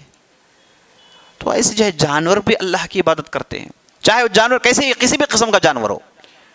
جانور چاہے کسی بھی قسم کا ہو، وہ جانور اللہ کی عبادت کرتا ہے. پتھر اللہ کی عبادت کرتے ہیں. جسے قرآن میں اللہ کہا کہ وہ تنشق الارض، زمین پھٹ جاتی ہے جب وہ کفر کی باتیں سنتی ہے نا. اور اس کے پہاڑ پتھر گر جاتے ہیں. خشیہ کیا ہے؟ جب آپ قرآن پڑھتے ہیں سنتے ہیں تو ہوتا کیا ہے؟ کیا ہے تو ارائیت الجبال کیا ہے تو جب جو ہے لو انزلنا هذا القرآن على جبل لرأيته خاشعا متصدعا من خشیت اللہ. اگر آپ دیکھیں گے اس پہاڑ پر بھی ہم قرآن نازل کر دیں، پہاڑ ریزہ ریزہ ہو جائے، کیونکہ اس کے اندر شعور ہے، احساس کرتا ہے، یہ کلام کی ثقل کو محسوس کر سکتا ہے، اس کے بوجھ کو برداشت کر سکتا ہے. نہیں کر سکتا، اس لیے ریزہ ریزہ ہو جاتا ہے. یہ انسان اسے اللہ نے یہ بوجھ دیا ہے. تو مانا ہے کہ جتنی بھی آپ چیزیں دیکھتے ہیں یہ سب میں زندگی ہے. یہ سب اپنے اپنے اندر زندگی رکھتی ہیں. یہ سب اللہ کے یہاں رجوع کرتی ہیں. یہ سب اللہ سے ڈرتی ہیں. تو یہ ہے یہ جو انسان اور جن کے علاوہ جتنے بھی مخلوقات ہیں انہیں کہا جاتا ہے عبد. انہیں کہا جاتا ہے عبد. عبد وہ ہیں جن کا کوئی اختیار نہیں. اسی لیے انسانوں میں جو غلام ہیں ان کے لیے لفظ ہے عربی میں عبد. یعنی اس عبد کا, اس غلام کا کچھ اختیار نہیں ہے, وہ پورے اپنے آقا کی بات سنے گا, بس اپنے طور سے کچھ کر نہیں سکتا. ان کا جو آقا ہے اس کے حکم کی تعمیل کرے گا, یہ ہے عبد. ٹھیک ہے, تو اس عبادت کے مفہوم میں آپ دیکھیں گے اس اعتبار سے عابد انسان اور جن کے علاوہ جتنے بھی ہیں وہ سب کیا ہیں؟ سب عبد ہیں. اچھا, ملائکہ کیا ہیں؟ ملائکہ آپ عبادت کرنے والے کے اعتبار سے دیکھیں گے, یعنی عقل کے اعتبار سے, سمجھ کے اعتبار سے, ہوشیاری کے اعتبار سے وہ عابد نظر آتے ہیں. جب بات سلیکشن کی جاتی ہے, اختیار کی جب بات دی جاتی ہے, مکلف تکلیف کی جب بات کی جاتی ہے, تو وہ اللہ کی نافرمانی نہیں کرتے, وہ تو پھر اب نظر آئیں گے آپ کو, ہے نا. اور ملائکہ کی خاصیت کیا ہے؟ لا یعصون اللہ ما امرهم ویفعلون بما یؤمرون. اللہ کی نافرمانی کرنا وہ جانتے نہیں ہیں, اور جو بھی انہیں حکم ہوتا ہے وہ کر گزرتے ہیں. ان کے یہاں نافرمانی نہیں ہے, جبکہ وہ سوچ سکتے ہیں, عقل رکھتے ہیں, سمجھ سکتے ہیں, لیکن نافرمانی نہیں کرتے. اسی لیے تو ہم دیکھتے ہیں کہ جب اللہ نے جب انسانوں کو پیدا کرنے کی بات کی تو ملائکہ نے کیا کہا؟ وَإِذْ قُلْنَا لِلْمَلَائِكَةِ إِنِّي جَاعِلٌ فِي الْأَرْضِ خَلِيفَةً قَالُوا أَتَجْعَلُ فِيهَا مَن يُفْسِدُ فِيهَا وَيَسْفِكُ الدِّمَاءَ. تو انہوں نے اللہ کے, گویا کہ انہوں نے اللہ سے ایک سوال کر لیا سمجھ کی وجہ سے. یعنی اس سے پہلے انہوں نے جنوں کو دیکھا تھا کہ زمین میں خون ریزی کرتے ہیں, زمین میں قتل و غارت گیری کرتے ہیں, تو انہوں نے پوچھ لیا کہ اللہ ایسے لوگوں کو تو پیدا کرنے والا ہے جو پھر خون بہائیں گے. تو پھر اللہ نے آدم کو بنایا اور پوچھا کہ دیکھو, تو انہیں معلوم ہوا کہ کہا کہ قالوا سبحانک لا علم لنا الا ما علمتنا انک انت العزیز الحکیم. کہا کہ اللہ ہمارے پاس علم ہے, تو یہ سارا علم رکھتا ہے. تو ملائکہ سوچ سمجھ رکھتے ہیں لیکن نافرمانی نہیں کرتے. سوچ سمجھ رکھنے کے اعتبار سے وہ عابد ہیں, اور نافرمانی نہیں کرنے کے اعتبار سے وہ عبد ہیں. اسے آپ سمجھ لیجیے. تو یہ ہے عزیز دوستو عبادت, معبود, عابد اور عبد کا تعلق. یہ پوری بحثیں ہماری نکلی ہیں کہاں سے؟ عبادت کی ہم جو ہے گفتگو کر رہے ہیں, تو وہاں سے پوری باتیں لنکڈ ہیں. تو پہلے ہم نے عبادت کا معنی دیکھا, پھر معبود کون ہے ہم نے دیکھا, پھر عابد کون ہے, پھر عبد کون ہے ہم نے دیکھ لیا. تو عزیز دوستو یہ ہے عبادت, یہ ہے عبادت. عبادت آدمی کرتا ہے, تو عبادت اگر نہ کرے, یعنی اس کا جو کام ہے وہ کام اللہ کے بتائے ہوئے راستے پر ہو تو وہ ہے عبادت. اگر اس کا کام ایسے راستے میں ہو جسے اللہ نے پسند نہیں کیا, وہ ہے گناہ, وہ ہے گناہ, وہ ہے سن, وہ ہے ذنب, وہ ہے اثم, وہ ہے حوب, وہ ہے معصیہ. قرآن میں کتنے الفاظ ہیں اس کے لیے. تو گناہ, اللہ کی نافرمانی, اللہ نے کرنے کا حکم دیا, نعوذ باللہ بعض لوگوں نے نہیں کیا, تو اسے کہتے ہیں نافرمانی. یہ ہے گناہ. اب گناہ کی بھی چھوٹی سی تفصیل آپ سن لیجئے. گناہ یہ دو قسم کے ہیں. شریعت نے گناہ کی دو قسمیں بنائی ہیں. ایک ہے گناہ بڑے گناہ, ایک ہے چھوٹے گناہ, جسے انگلش میں کہتے ہیں میجر سنس اور مائنر سنس. بڑے گناہ, چھوٹے گناہ. اب فرق کیسے کریں گے, کون سا گناہ بڑا ہے, کون سا گناہ چھوٹا ہے؟ پہلے تو یہ جان لیجئے کہ بڑے گناہ جو کرتے ہیں ان کا معاملہ بڑا ہی کٹھن ہے. جب تک یہ زبان کھول کر توبہ نہیں کرتے یہ گناہ معاف نہیں ہوتی. اللہ کی نافرمانی کی, اللہ نے جو کہا اس کو نہیں کہا, اللہ نے جسے روکا اسے کر لیا, تو یہ گناہ کر دیتے ہیں. اب یہ جو گناہ کی جو کیٹیگری اگر بڑوں میں ہے, یعنی بڑے گناہوں میں سے ہے, تو یہاں پر اس سے بچنا کیسے ہے؟ اس سے بچنا توبہ کر کے بچ سکتا ہے آدمی. جسے نبی صلی اللہ علیہ وسلم نے حدیث میں کہا کل بنی آدم خطاء وخیر الخطائین التائبون. آدم کا ہر بندہ, آدم کا ہر لونڈا خطا کار ہے, غلطی کرنے والا ہے, لیکن بہترین خطا کار وہ ہے جو توبہ کر لیتا ہے. سبحان اللہ, یہ اللہ کی بہت بڑی رحمت ہے کہ اللہ نے چاہا کہ ہماری پوری زندگی عبادت ہو, ہمیں بنایا, عقل دی, سمجھ دی, سب دی, لیکن ہماری کمزوریاں بھی ہیں نا انسان کی. وہ کبھی غلطی کر بیٹھتے ہیں, کبھی گناہ کر بیٹھتے ہیں. تو اللہ جو بندوں کی فطرت جانتا ہے اس نے اس کے لیے ریمیڈی بھی بتا دیا. ٹھیک ہے غلطی ہو گئی کوئی بات نہیں، شیطان کے نوالے نہ ہو جائیں، شیطان کے نرغے میں نہ پھنس جائیں، باہر آ جائیں اس سے، کیونکہ شیطان نافرمانی کر کے آپ کو اپنے نرغے میں کھینچتا ہے، آپ کو اپنے یہاں قید کرنا چاہتا ہے، اس کا بندہ بنانا چاہتا ہے۔ آسان طریقہ اسلام نے کہا کہ توبہ کر لو پھر باہر آ جاؤ۔ شیطان سر پیٹ کر رہ جاتا ہے کہ کیا ہے، میں سال بھر محنت کرتا ہوں، آخر میں لا الہ الا اللہ کہتا ہے، استغفر اللہ کہتا ہے، اور میری پوری محنت میں اس نے پانی پھیر دیا۔ تو یہ ایک طریقہ ہے جس سے آدمی گناہوں سے باہر آ سکتا ہے، وہ ہے توبہ۔ عزیز دوستو، تو توبہ شرط ہے کس کے لیے؟ بڑے گناہوں کے لیے۔ چھوٹے گناہ آپ کے اعمال انہیں ڈھو دیتے ہیں، آپ کی عبادت انہیں دھو دیتی ہے۔ چھوٹے گناہ ہو گئے تو زبان کھول کے توبہ کرنے کی ضرورت نہیں، آدمی کے اعمال، صدقہ، خیرات، وضو، جیسے نبی صلی اللہ علیہ وسلم نے کہا کہ جب آدمی وضو کرتا ہے تو وضو کا پانی جب اس کے جسم سے گرتا ہے تو ہر قطرے کے ساتھ اس کے گناہ گرتے جاتے ہیں، گرتے جاتے ہیں، گرتے جاتے ہیں، ہر قطرے کے ساتھ پاک ہو جاتا ہے آدمی، گناہوں سے پاک ہو جاتا ہے آدمی، اللہ سے استغفار کرتا ہے تو پاک ہو جاتا ہے گناہوں سے۔ تو بڑے گناہوں سے پاک ہونے کے لیے شرط توبہ ہے، توبہ کرے آدمی۔ چھوٹے گناہوں کے لیے صرف عبادتیں کافی ہیں جو انہیں دھو دیتی ہیں۔ اچھا، بڑے گناہ اور چھوٹے گناہ میں فرق کیا ہے؟ بڑے گناہ چھوٹے گناہ میں فرق کیا ہے؟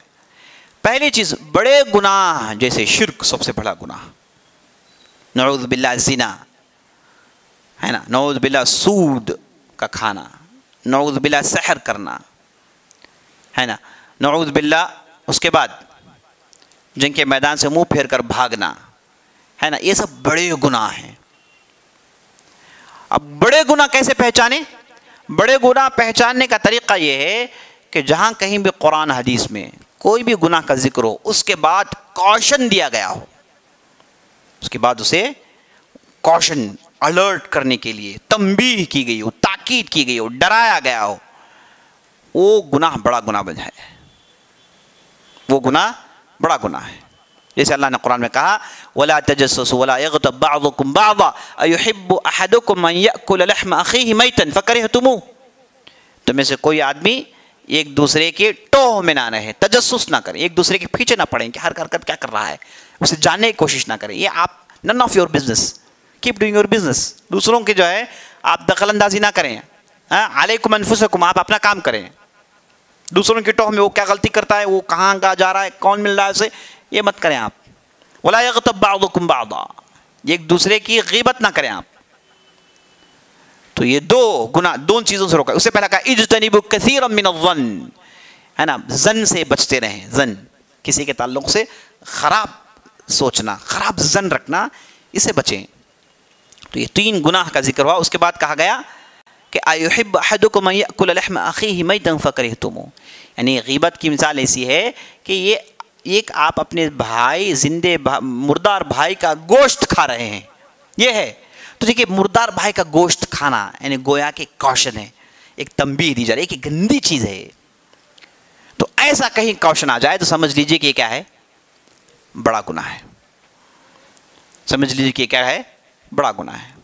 وَمَن يُشْرِكْ بِاللَّهِ فَقَدْ حَرَّمَ اللَّهُ عَلَيْهِ الْجَنَّةَ وَمَأْوَاهُ النَّارُ، جو آدمی اللہ کے یہاں شرک کرے اس پر اللہ نے جنت کو حرام قرار دیا ہے، یہ آدمی جنت میں جا نہیں سکتا۔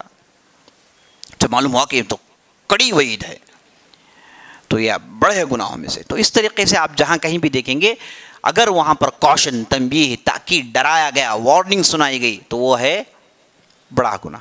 اگر کوئی بھی چیز بیان ہوئی اور ساتھ تنبیہ نہیں ہوئی، ساتھ تنبیہ نہیں ہوئی تو وہ ہے چھوٹا گناہ۔ اور چھوٹے گناہ یہ بہت مصیبت زدہ ہیں، کیونکہ آدمی جب چھوٹے گناہوں کو کرتے جاتا ہے وہ گناہ بڑا ہو جاتا ہے۔ یہ گناہ چھوٹا ہی گناہ ہے، اسے آدمی مسلسل کر رہا ہے، اس میں کنٹینیوٹی ہے اس کی، یعنی کر رہا ہے، چھوڑ نہیں پا رہا ہے، تو وہ گناہ بڑا ہو جاتا ہے، وہ گناہ بڑے گناہ کے لسٹ میں داخل ہو جاتا ہے۔ تو اس لیے نبی صلی اللہ علیہ وسلم نے کہا ایاکم ومحقرات الذنوب، اے لوگو چھوٹے چھوٹے گناہوں سے بچتے رہو۔ چھوٹے گناہ کیسے؟ چھوٹے گناہ کیسے؟ آپ نے کسی کے تعلق سے غیر ضروری غلط سوچ لیا، اب ہمیشہ غلط سوچتے رہیں گے، ہمیشہ پھر بڑا گناہ ہو جائے گا۔ آپ کو جو ہے جانچ پڑتال کرنا چاہیے، آپ کو تحقیق کرنا چاہیے اور اس زن سے باہر نکلنا چاہیے. التمسوا للمؤمن 70 عذرا، نبی صلی اللہ علیہ وسلم کہتے ہیں مومن کے لیے آپ 70 عذر تلاش کیجئے تاکہ اس کے تعلق سے آپ غلط نہ سوچیں. تو ایسی یعنی چھوٹے گناہ جس میں آدمی مواظبت کر بیٹھے وہ چیز ہو جاتی ہے بڑے گناہوں میں داخل ہو جاتی ہے.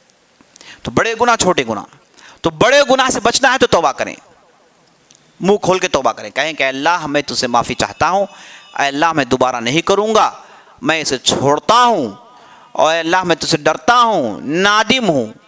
یہ ہے توبہ، اسے باہر آدمی نکل جاتا ہے. اور چھوٹے گناہ جسے آپ کی عبادتیں دھو دیتی ہیں. تو توبہ قبول ہونے کی 4 شرطیں لکھ لیجیے اسے. توبہ قبول ہونے کی 4 شرطیں. یا ایھا الذین آمنوا توبوا الی اللہ توبۃ نصوحا، اللہ کا حکم ہے لوگوں جو ایمان لائے ہو اللہ کے یہاں توبہ کرو، ایسا توبہ جسے نصوح کہا گیا ہے. نصح ینصح نصحا، عربی میں کہتے ہیں سینے کو، یعنی ایسا توبہ جو آپ کے گناہ کرنے کی وجہ سے آپ کی ایمان میں پیون نکلا، آپ کے ایمان میں چھید نکلا ہے، آپ کے ایمان کا وہ پردہ پھٹ گیا، آپ توبہ کر کے اس پردے کو سی رہے ہیں. یہ معنی ہے اس کا توبۃ نصوحا. اچھا توبۃ نصوحا کیا ہے؟ یعنی اللہ کے یہاں جو توبہ مقبول ہے اس توبے کا نام توبہ نصوح. توبہ نصوح، یہ توبہ آپ کریں گے تو اللہ کے یہاں توبہ مقبول ہے. اس کے لیے 4 کنڈیشنز ہیں. پہلا کنڈیشن یہ ہے کہ آدمی دل ہی دل میں سکڑیں، دل ہی دل میں نادم ہو کہ میں نے غلطی کر لی، مجھے نہیں کرنی چاہیے تھی. یہ تڑپ، یہ بے قراری، یہ بے تابی دل میں پیدا ہو. یہ پہلا کنڈیشن ہے. یہ ہر مومن کے ساتھ ہوتا ہے. ہر آدمی جس کے دل میں ایمان ہو رائے کے دانے کے برابر بھی اس کے یہاں یہ کیفیت ہوتی ہے. وہ ایک بے قراری محسوس کرتا ہے، انکمفرٹیبل محسوس کرتا ہے. اب جس کے دل میں رائے کے دانے کے برابر بھی ایمان نہ ہو وہ انجوائے کرتا ہے اس سے. جیسے نبی صلی اللہ علیہ وسلم نے حدیث میں کہا کہ اگر کوئی گناہ ہو جائے مومن اسے کیسے دیکھتا ہے؟ گویا کہ ایک پہاڑ ہے جو اس کے اوپر گر رہا ہے. لیکن منافق اسے ایک مچھر کی طرح سمجھتا ہے جو ناک میں بیٹھے اور اسے ایسے کر کے اڑا دیا. تو یہ جو دل کے اندر حرارت جو پیدا ہوتی ہے، بے قراری جو پیدا ہوتی ہے، یہ پہلا کنڈیشن ہے. نمبر 2، دوسرا کنڈیشن یہ ہے کہ پختہ عزم کریں. پختہ عزم کا معنی نہیں کروں گا دوبارہ، میں نہیں کروں گا دوبارہ، میں اس کی طرف نہیں جاؤں گا دوبارہ. میں یہ بہت غلط چیز ہے، بہت بڑی غلطی ہوگی مجھ سے، میں دوبارہ نہیں کروں گا. میں دل کے اندر عزم، اسی کو کہتے ہیں عزم، نہیں کروں گا دوبارہ میں. اور تیسرا کنڈیشن ہے کہ چھوڑ دیں اسے. بعض لوگ ہیں کہتے ہیں کہ بھائی بہت گناہ ہے لیکن چھوڑ نہیں سکتے. نہیں چلے گا، چھوڑنا پڑے گا. اگر آپ توبہ کرنا چاہتے ہیں اسے چھوڑنا پڑے گا دوبارہ نہیں کرنے کے ارادے سے. اور نمبر 4واں کنڈیشن لکھ لیجئے، موت کے فرشتے دیکھنے سے پہلے. کیونکہ آدمی مرنے کے قریب جاتا ہے تو اس کے آنکھیں موت کے فرشتوں کو دیکھتی ہیں، نظر آتے ہیں اسے. جب نظر آئے تو معنی کیا ہے؟ تو اب کوئی بات غیب کی نہیں ہوئی، آزمائش ختم. جب آزمائش ختم تو پھر توبہ کے دروازے بند. یہ انفرادی حیثیت سے. ایک ہے اجتماعی حیثیت سے، جب سورج مغرب سے نکل آئے. انشاءاللہ اب جب ہم قیامت میں گفتگو کریں گے اس میں ہم نشانیاں دیکھیں گے قیامت کی. تو اس میں سے ایک نشانی یہ ہے کہ مغرب سے سورج نکل آئے گا، ویسٹ سے سورج نکل آئے گا. اس وقت توبہ کا دروازہ بند. کیوں؟ کیونکہ اب جو چیز چھپی ہوئی تھی اب تو آیا ہے. ہر آدمی اسلام لائے گا، اب ہر آدمی اسلام قبول کرے گا. اب اس کے علاوہ ہے چارہ کیا؟ اب کیا کرے گا انکار کر کے؟ تو سب چیز سامنے ہے نا. جس کا انکار اس نے کیا اب تو دیکھ رہا ہے آنکھوں کے سامنے، اب توبہ نہیں چلے گا. اسی لیے جب فرعون نے فرشتوں کو دیکھا موت کے عالم میں تو کہا کیا؟ آمنت برب موسیٰ و ہارون. اب ایمان لا رہا ہوں میں موسیٰ اور ہارون کے رب پر. ڈوب رہا ہے پانی میں. تو اللہ نے کہا الآن وقد عصیت من قبل. اب کر رہے ہو جبکہ تم نے کیا کچھ نہیں کر لیا. خدا کا دعویٰ کیا تم نے مارا مومنین کو، جلایا مومنین کو، تم نے ہمارے کلام کی ذرا برابر بھی اہمیت نہیں دی، ظلم پر ظلم کیا، کیا کچھ نہیں کیا تو نے، وقد عصیت من قبل. اللہ نے اس کے توبہ کو قبول نہیں کیا. کیوں؟ کیونکہ اب اس کے سامنے حقیقت ظاہر ہو گئی. اب تو ہر آدمی توبہ کرے گا. تو اس لیے عزیز دوستو، اجتماعی طور پر کنڈیشن یہ ہے کہ آدمی قیامت کے قریب جو مغرب سے سورج نکل آئے گا یہ نہ دیکھیں، یہ دکھ جائے تو دروازے بند. تو یہ 4 کنڈیشنز ہیں. اجتماعی کنڈیشن جو لیں گے تو 5 کنڈیشن ہیں. یہ کنڈیشن اگر ہو تو توبہ مقبول ہے، ورنہ توبہ مقبول نہیں. جب بھی آدمی توبہ کرتا ہے یہ 4 چیزیں اس کے دل میں ہیں، یاد رکھ لیجیے اس کا توبہ مقبول ہے. اسی لیے ایک صحابی آتے ہیں، ترمذی وغیرہ کی روایت ہے، آگ کہتے ہیں یا رسول اللہ میں نے غلطی کی پھر توبہ کرتا ہوں، کیا اللہ قبول کرے گا؟ نبی صلی اللہ علیہ وسلم کہیں گے نعم قبول کرے گا. پھر غلطی کرتا ہوں یا رسول اللہ پھر توبہ کرتا ہوں، کیا اللہ قبول کرے گا؟ کہا کہ نعم. پھر غلطی کرتا ہوں یا رسول اللہ پھر توبہ کرتا ہوں، اللہ قبول کرے گا؟ کہا کہ نعم. 4تھی مرتبہ پھر کرتا ہوں پھر توبہ کرتا ہوں، اللہ قبول کرے گا؟ کہا کہ نعم. صحابہ کہتے ہیں کہ اگر یہ صاحب 100 مرتبہ بھی دہراتے تو نبی صلی اللہ علیہ وسلم نعم نعم نعم کے علاوہ کچھ نہیں کہتے.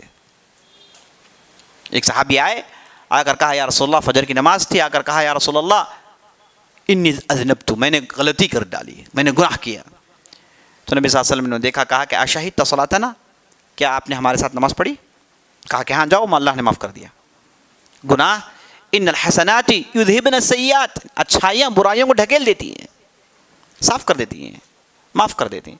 کہا کہ اشہدت صلاتنا، آپ ہمارے ساتھ نماز پڑھیں؟ کہا کہ ہاں. کہا کہ چلو بس معاملہ ختم، توبہ وغیرہ ختم ہو گیا آپ کی، چلو آگے بڑھے بس. نبی صلی اللہ علیہ وسلم بھیج دے. اسے معلوم یہ ہوا کہ آدمی جب آئے تو نبی صلی اللہ علیہ وسلم کے پاس کس لیے آئے؟ یہ بتانے کے لیے اللہ کے رسول اندر کچھ ہو رہا ہے، اندر گرمی ہے، پریشانی ہو رہی ہے، میں برداشت نہیں کر سکتا. تو نبی صلی اللہ علیہ وسلم جب کہا کہ معاف اللہ نے کر دیا تو خوش ہو کے چلے گئے. تو آدمی جب اس کے اندر یہ 4 کنڈیشنز پورے ہوں، بار بار غلطی ہوتی، بار بار توبہ کرتا ہے، ہر بار اس کے توبہ کو اللہ قبول کرے گا. لیکن یاد رکھ لے، ایک کنڈیشن میں سے کنڈیشن کیا ہے؟ 4 کنڈیشنوں میں سے کنڈیشن یہ ہے کہ دوبارہ نہیں کرنے کا ارادہ سچے دل سے ہونا چاہیے، تب جا کے قبول ہوگی، ورنہ قبول نہیں ہوگی. اگر آپ کے دل میں چور ہے، توبہ کر لیں گے تو اللہ قبول، پھر کر لیں تو پھر وہ توبہ نہیں ہے، مقبول نہیں، توبہ مقبول نہیں. تو ہم لوگوں نے ہمارے معاشرے میں توبہ کو کیا سمجھ رکھا ہے؟ کہ توبہ کو سمجھ رکھا ہے کہ گال پیٹیں، ہے نا. اکثر لوگوں نے اسی کو توبہ سمجھ رکھا ہے. یہی تو توبہ، اس کا تعلق دل سے ہے، دل کا سکڑنا توبہ ہے. سر کا ہلنا، آپ کا رونا نہیں. کئی لوگ ہوتے ہیں دل کے چور ہوتے ہیں، آنکھوں سے اتنے آنسوں کے سامنے والا بہہ جائے. خاص طور پر عورتیں تو ایسی ہوتی ہیں کہ رونے میں آئے تو سب کو بہا لے جائیں، لیکن دل میں چور ہوتا ہے. اسی کو کہتے ہیں مگرمچھ کے آنسوں، ہے نا. اس کا جو ہے کوئی معنی نہیں ہے اللہ کی نظر میں. دل سکڑے، دل روئے، دل پگھلے، یہی ہے اصل چیز ہے. تو یہ عزیز دوستو توبہ کا کانسیپٹ مختصر طور پر اسی کو جو ہے توبہ کہتے ہیں. اور یہ توبہ کا تعلق کس سے ہے؟ بڑے گناہوں سے. چھوٹے گناہ ویسے ہی آپ کی عبادتیں دھو دیتی ہیں، اور چھوٹے گناہ اگر جمع ہو جائیں، پائلڈ اپ ہو جائیں تو بڑے گناہ میں داخل ہو جاتے ہیں. تو اسی لیے آپ کو کیا ہے، کام کہاں کرنا ہے؟ کام چھوٹے گناہ سے رکنے کے لیے کرنا ہے، تاکہ آپ بڑے گناہ میں داخل نہ ہو. اسلام کا اگر آپ پورا نظام دیکھیں گے ایسے ہی چلتا ہے. آپ کو نفلیں پڑھنی ہیں تاکہ آپ سنت ٹھیک سے پڑھ پائیں. آپ کو سنتیں پڑھنی ہے 12 جنت میں گھر حاصل کرنے کے لیے، تاکہ آپ کے فرض صرف ہو جائیں. انسان جو ہے یہ تساہل پسند ہے، یہ آلسی بڑا ہے، آلسی بڑا ہے، اسے نماز پڑھنا اس کے لیے دقت ہو جاتی ہے. اسی لیے علامہ اقبال نے کہا کہ بدل کے بھیس پھر آ جاتے ہیں ہر نماز میں، بدل کے بھیس پھر آ جاتے ہیں نماز میں، بدل کے بھیس پھر آ جاتے ہیں نماز میں. اگرچہ پیر ہے آدم، جواں ہے لات و منات، ایک سجدہ جسے تو گراں سمجھتا ہے، 1000 سجدے سے دیتا ہے آدمی کو نجات. ایک سجدہ جسے تو گراں سمجھتا ہے، 1000 سجدے سے بچ جاتے ہو تم. اس چوکٹ میں گر جاؤ، ہر جگہ بادشاہ رہو گے. اس چوکٹ میں نہیں گرو گے تو ہر جگہ گرتے رہنا پڑے گا آپ کو، ہر جگہ گرتے رہیے، ذلیل ہوتے رہیے. اللہ کے ہاں ذلیل ہو جاؤ ایک مرتبہ، جبکہ وہ ذلت نہیں ہے، وہ عزت ہے. آپ ہر جگہ عزت والے رہو گے. اگر آپ اللہ کے یہاں وہ جھک کر، وہ جسے ظاہری طور پر ذلت کہتے ہیں، اسے آپ نہیں کر پاؤ گے تو ہر جگہ ذلیل ہوتے رہو گے. تو عزیز دوستو بتا یہ رہا تھا میں کہ پورا نظام ایسے ہی چلتا ہے. آپ چھوٹی چیزوں سے بچیں گے تو بڑی چیزوں سے بچیں گے نا. آپ چھوٹے گناہوں سے بچ جائیں تو بڑے گناہوں سے بچ جائیں گے. جب آپ گناہوں سے بچ جائیں گے تو آپ کا ایمان تازہ رہے گا. ایمان تازہ رہے گا تو بڑھتے رہے گا. اس حالت میں موت آئے تو جنت چلے جائیں گے.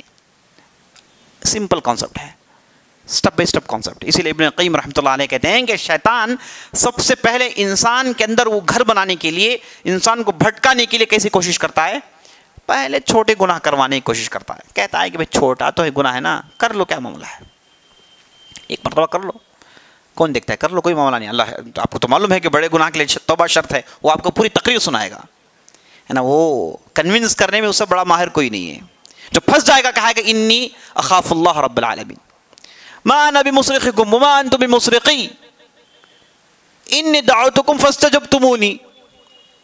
اس کے بعد کہا کہ انی اخاف اللہ رب العالمین. قیامت کے دن کھڑ کے تقریر کرے گا, کہے گا کہ میں نے تو بلایا تھا, بس آپ کے ہاتھ پکڑ کے تو میں نے غلطی نہیں کروائی, میرا کام تھا وسوسہ ڈالنا.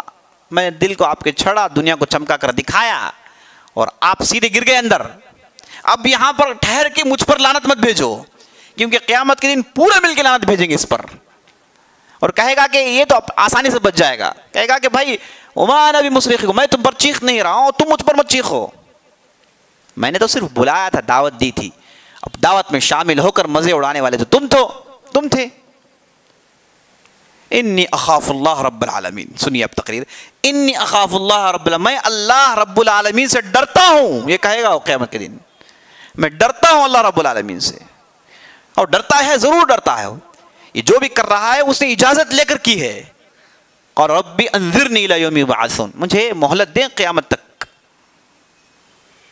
میں جو چاہے کروں گا. تو اللہ نے کہا کہ چلو کرو. ہاں, تم میری عبادت, میرے بندوں کو, مخلصین کو تو کچھ نہیں کر سکتے. تو اجازت لے کر آیا تھا تو خود کو کر رہا ہے وہ, ورنہ وہ ڈرتا ہے اللہ سے. انی اخاف اللہ رب العالمین, قیامت کے دن کہے گا وہ. تو شیطان کوششیں کرتا ہے. اور مجھے وہ شعر یاد آ رہا ہے جس میں جو ہے بڑی اچھی بات ہے, کہا جاتا ہے کہ ہنسی آتی ہے حضرت آدم پر, ہنسی آتی ہے حضرت آدم پر, غلطی خود کرے لعنت کرے شیطان پر. ہنسی آتی ہے حضرت آدم پر, غلطی خود کرے اور لعنت کس پر بھیجے؟ شیطان پر. غلطی ہم کرتے ہیں, وہ شیطان معلوم ہے. تو وہ پہلے یہ بہکائے گا کہ بھائی آپ چھوٹا گناہ کر لو. جب آدمی تھوڑا پسل جاتا ہے تو پیر کھینچ کے اسے بڑے گناہ ملا گیا. جب وہ بڑے گناہ میں گر جاتا ہے تو پھر اس کے اندر دین سے بیزاری ڈالے گا. کہا کہ بھائی اتنی اچھی اچھی چیزیں دین کہتے ہیں کہ حرام ہے. کتنے ایسے لوگ ہیں ہمارے معاشرے میں صاف صاف کہتے ہیں کہ بھائی سود کے بغیر تجارت نہیں, سود کے بغیر تجارت نہیں, جھوٹ کے بغیر نہیں کر سکتے بھائی تجارت. کتنے لوگوں کا آپ نے سنا ہے, بلکہ میں نے تو بہت سنا ہے. کئی لوگوں سے میں نے جھگڑا بھی, کتنی مرتبہ جھگڑا ہے. جھگڑنا ہی ہمارا کام ہو گیا ہے نا. یہ بڑی آسانی سے دو جملے بول دیتے ہیں, پھر ہم رہ نہیں پاتے, اس کے بعد پھر جھگڑا شروع, ہے نا, باتیں شروع. تو اس لیے عزیز دوستو یہ ہے کہ پہلے تو کنونس کرائے گا اور اس کے بعد جو ہے وہ بڑے گناہ کروائے گا. اور جب بڑے گناہ ہو جائیں تو پھر وہ منافق بنانے کی کوشش کرے گا, منافق بنانے کی کوشش کرے گا, چھپ چھپ کے برائیاں اس پر ابھارے گا. جب آدمی یہ بھی کر لیتا ہے تو اس کے بعد سیدھے شرک کرائے گا, سیدھے شرک کرائے گا. الٹیمیٹ گول اس کا ہے کہ شرک کر دے. جیسے ہم قصے برسیسا کے پڑھتے ہیں, برسیسا ایک مشہور قصہ ہے, اس میں پڑھتے ہیں کہ اس میں تو وہ جو زاہد ولی صفت آدمی جو تھے, 70 سال ان کی عبادت تھی, آخری میں اللہ نے, شیطان نے ضائع کر دیا. کہا کہ مجھ سے عبادت کو میں بچا لوں گا تمہیں. وہ سیدھے اس نے سجدہ کیا, شیطان جیت گیا, اس کی عبادت اس نے کروا لی. تو عزیز دوستو شیطان کا یہی طریقہ ہے, ایسے آخر الٹیمیٹ شرک کرائے گا.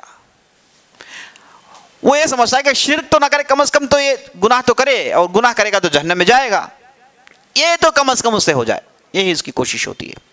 تو ہم کو چوکنا ہونا چاہیے کہ ہم کو پہلے سے ہی یہ دروازہ بند کر دینا چاہیے کہ چھوٹے گناہوں سے ہم بچ جائیں. چھوٹے گناہوں کے لیے دروازے بند کر دیں. کوئی خیر نہیں شیطان کی اتباع میں, کوئی خیر نہیں گناہوں میں. گناہوں میں چسکا ہے, مزہ نہیں. یاد رکھ لیجیے, ایک ہے چسکا اور ایک ہے مزہ. جیسے آپ کوئی کھار کھائیں, کوئی کھار والی چیز ٹیسٹی کھائیں, اور اس کے بعد گرم پانی پئیں تو چسکا لگتا ہے آپ کو, ہے نا. گناہ ہمیں چسکا ہے, مزہ نہیں. عبادت میں مزہ ہے, چسکا نہیں ہے. عبادت میں آدمی کو مزہ آئے گا، سلولی آئے گا، اسٹڈیلی آئے گا، استمراری کیفیت ہے اس کے اندر، تھوڑا تھوڑا تدرجن یہ چیز اندر آئے گی. کتنے ہم یہ ایک آدمی 10 روپے دیتا ہے فوراً سوچتا ہے کہ بھائی 100 روپے دوں، کل آج 100 روپے دوں، پھر سوچتا ہے کہ بھائی 1000 روپے دوں. عبادت ایسے ہی ہے، نیکیاں کرتا ہے آدمی تو ایک کے بعد ایک جڑ جاتی ہیں. چھوٹی سی عبادت ہوتی ہے، چھوٹا سا نیک عمل ہوتا ہے، اتنا بڑا کام کر دیتا ہے آدمی. کتنے ایسے ہیں؟ تو ایک عبادت دوسری عبادت کو کھینچ لاتی ہے، تدرجن، تھوڑا تھوڑا کر کے، تھوڑا تھوڑا کر کے. یہ گناہ ہے، آدمی کو پہلے چسکا، مزہ پہلے، اور اس کے بعد ندامت. اس کے بعد ندامت. یاد رکھ لیجیے ندامت دینے والا بھی شیطان ہے، آپ کو مایوس کرنے کے لیے، آپ کو یہ کہنے کے کر دیا ہے نا بس خلاص، اب اس کے اوپر کرتے جا، اب تجھے اللہ نہیں معاف کرے گا. دھوکے باز ہے. ان الشیطان لکم عدو فاتخذوہ عدوا، یہ شیطان تمہارے لیے دشمن ہے اور اسے دشمن سمجھو. اللہ کو حکم، سمجھو اسے دشمن، ساتھی مت سمجھو اسے. دشمن ہے یہ تمہارا، کسی بھی اعتبار سے تمہارا دوست نہیں بن سکتا. چاہے تمہارے ساتھ اسے 70 سال 100 سال بتائے ہوں، ایک دن تمہیں ڈبائے گا. تو پہلے سے اس کی دوستی توڑ دو، ختم کرو اس سے. اس سے لڑنا ہی ہمارا کام ہے. تو عزیز دوستو، یہ ہے طریقہ شیطان کا گمراہ کرنے کے لیے. تو یہ باتیں ہو گئی گناہ، بڑے اور چھوٹے گناہ کی. اب جب بڑے گناہ کی بات آ گئی، یہ بھی سن لیجئے. جب آدمی جب تک ایمان کے دائرے میں ہے، اس نے بڑا ہی گناہ کیوں نہیں کر لیا ہو، توبہ کر کے وہ واپس مومن بن سکتا ہے. توبہ کر کے واپس مومن بن سکتا ہے. بڑا گناہ بڑے سے بڑا مومن بھی کر سکتا ہے، لیکن توبہ کر کے پھر وہ واپس پٹری میں آ سکتا ہے. لیکن ایک فرقہ ہے جسے الخوارج کہتے ہیں. یہ فرقے کے ہاں اصول یہ ہے کہ آج بھی جب بڑا گناہ کرتا ہے ایک کافر ہے. نعوذ باللہ. بڑا گناہ آدمی کر لیا ہے، کافر ہو گیا. جب کافر ہو گیا تو حلال الدم، اس کا خون جائز ہے بہانا. تو یہ بڑا ہی خطرناک فرقہ تھا جو ہمارے تاریخ اسلام میں اس نے بہت خطرناک فتنے مچائے. اور نبی صلی اللہ علیہ وسلم نے یہاں تک کہا کہ اگر میں ان لوگوں کو پاؤں، اقتلہم قتل عاد، ایسے قتل کروں گا جیسے قوم عاد کو قتل کیا گیا تھا. اور ان کا معاملہ یہ ہے کہ ظاہری طور پر عبادت گزار، نمازی، روزے دار، یقرؤون القرآن ولا یجاوز حناجرہم یخرجون من الدین کما یخرج السهم من الرمیہ. نبی صلی اللہ علیہ وسلم کہتے ہیں کہ قرآن پڑھیں گے لیکن قرآن حلق کے نیچے نہیں اترے گا، اور دین سے اس تیزی سے نکل جائیں گے جیسے تیر شکار سے نکل جاتا ہے. تو انہیں کو خوارج کہا جاتا ہے. انہوں نے بہت بڑا فتنہ مچایا، اور ہر زمانے میں خوارج اپنے رنگ اختیار کرتے ہیں، مختلف ان کے رنگ ہوتے ہیں. تو خون بہانا اور حد سے زیادہ بڑھنا ان کا طریقہ ہوتا ہے. تو یہ جو خوارج فرقہ ہے، اس نے کہا کہ بڑا گناہ کرنے والا کافر ہے. ایک دوسرا فرقہ ہے جنہیں معتزلہ کہا جاتا ہے. اس فرقے نے کہا کہ بڑا گناہ کرنے والا، یہ جو غلطی اس نے کی ہے، یہ غلطی یہ ہے کہ یہ اسے نہ ہم کافر کہیں گے نہ مومن کہیں گے. اسے نہ ہم کافر کہیں گے نہ مومن کہیں گے. منزلہ بین المنزلتین، دو درجوں میں کا ایک درجہ. ایک نیا کانسیپٹ انہوں نے ایجاد کیا. وہ مومن کہنے کے لیے تیار نہیں ہے، نہ کافر کہنے کے لیے تیار ہے، بلکہ مومن اور کافر یہ دونوں کے باؤنڈریز لگے ہوئے ہیں، بیچ میں کوئی نہیں ہے، کوئی نو مینس لینڈ نہیں ہے. دونوں ایک طرف جڑے ہوئے ہیں. یہاں سے نکلا آدمی اس میں داخل ہو گیا. انہوں نے کہا کہ نہیں، دونوں کے بیچ میں ایک نو مینس لینڈ ہے. کیا ہے بھائی؟ وہ ہے منزلہ بین المنزلتین. یہ ہے معتزلہ، جو انتہائی گمراہ کن فرقہ تھا. تو صحیح اہل السنہ والجماعہ کا عقیدہ یہ ہے کہ اہل السنہ والجماعہ کہتے ہیں کہ چاہے آدمی جتنا بھی بڑا گناہ کر لے، یہ آدمی توبہ کر کے مومن ہو سکتا ہے. دنیا میں تو اسے مومن کہیں گے، دنیا میں تو اسے مسلمان کہیں گے، دنیا میں تو اسے مسلمان کہیں گے. لیکن آخرت میں بڑے گناہ کرنے والوں کا معاملہ کیا ہے؟ جنہوں نے دنیا میں توبہ نہیں کیا، توبہ کیے تو چلیے بس معاملہ حل. جو لوگ بڑے گناہ کیے، توبہ نہیں کیے، قیامت کے دن اللہ کے سامنے حاضر ہوں گے، تو ان کا معاملہ کیا ہوگا؟ ان کا معاملہ یہ ہوگا کہ اللہ سبحانہ و تعالیٰ کے مشیت کے تحت ہوں گے. اللہ چاہے تو معاف کرے، چاہے تو انہیں سزا دیں. اللہ معاف کر سکتا ہے، پوری چھوٹ ہے. غلطیاں دیکھ کر اللہ نے کہا کہ ہم نے آپ کو معاف کر دیا تو الحمدللہ جنت جائے گا. لیکن اللہ سزا دینا چاہے تو سزا دے سکتا ہے. تو اللہ ہی کو معلوم ہے کہ کسے سزا دے گا اور کسے معاف کرے گا. اور اللہ سبحانہ و تعالیٰ معاف کرتا ہے تو بھی انصاف، سزا دیتا ہے تو بھی انصاف کی بنیاد پر دیتا ہے. بے انصافی اللہ کے یہاں نہیں ہے. تو یہ قیامت کا معاملہ ہے. تو دنیا میں کیا کہیں گے؟ خوارج کہتے ہیں کہ دنیا میں بھی کافر، آخرت میں کافر. معتزلہ کہتے ہیں کہ دنیا میں مسلمان تو نہیں ہے، آخرت میں تو انہیں کے لیے جہنم ہے، نعوذ باللہ. تو بڑے گناہ کے تعلق سے اچھی طریقے سے سمجھ لیجئے، آدمی چاہے جتنا بھی بڑا گناہ کر لے، توبہ کر کے وہ واپس آ سکتا ہے. اگر توبہ نہیں کرے گا قیامت کے دن پکڑا جائے گا. اللہ چاہے تو معاف کرے، چاہے تو معاقبت کرے. جب شرک کے لیے توبہ ہے، آدمی شرک بھی کر لے، صحابہ نے پورے جو ہے جاہلیت کے راستے پر تھے، توبہ کیے تو مسلمان ہو گئے، ہے نا. اسلام توبہ ہے. تو اس اعتبار سے یہ بات بھی یاد رکھیے. انشاءاللہ میں سمجھتا ہوں کہ آج کی مجلس کا اختتام یہاں پر ہونا ضروری ہے. کل ہم اسی بحثوں کو بات آگے بڑھائیں گے، انہی بحثوں سے اپنی بات آگے بڑھائیں گے انشاءاللہ. اگر آپ کو اس کے متعلق کوئی سوال ہے تو ضرور کریں. ھذا باللہ التوفیق وصلی اللہ علی نبینا محمد وعلی آلہ وصحبہ اجمعین.